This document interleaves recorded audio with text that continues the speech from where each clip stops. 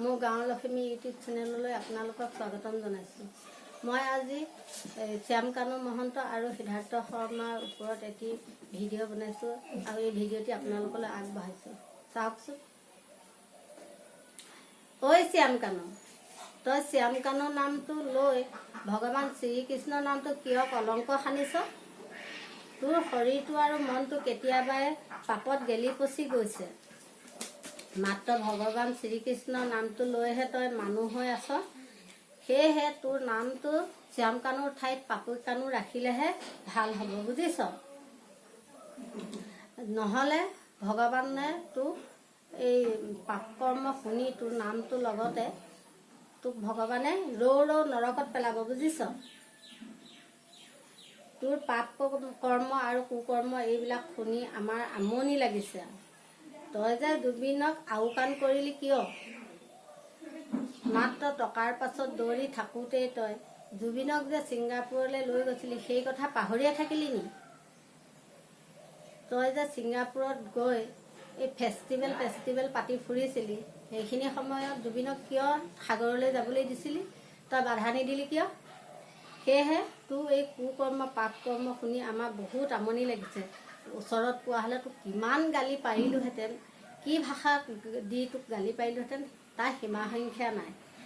এতিয়া তহঁতৰ দুইটাৰে এই কুকৰ্ম আৰু পাপ কৰ্ম ইমানতে সমাপ্ত হ'ব, বুজিছ?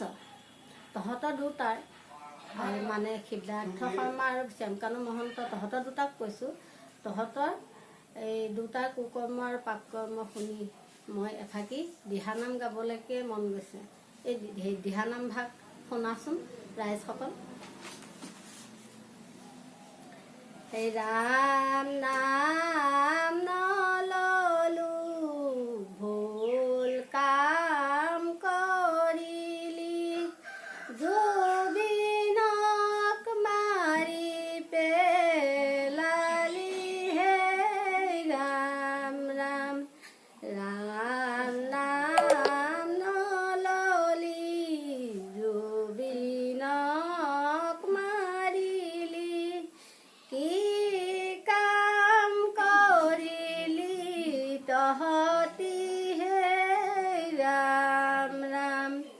জুবিনক মাৰিলি ভাবিও নেচালি, তহঁতৰ কিয়ে গতি হ'ব হে ৰাম ৰাম।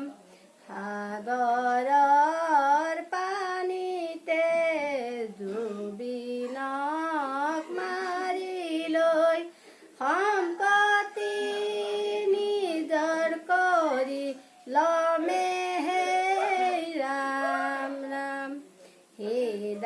সিদ্ধাৰ্থই ভাবিছিল হৈছে হয়ো শুনিছিল, জুবিনক মাৰিব বুলিহে ৰাম ৰাম।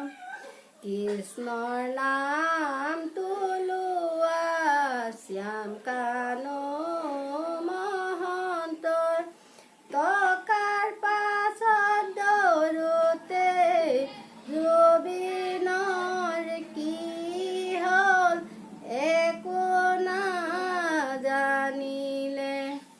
অসমৰ মানুহে তহঁতক নেৰিব, জলকীয়া সানিব টিকাতহে ৰাম ৰাম।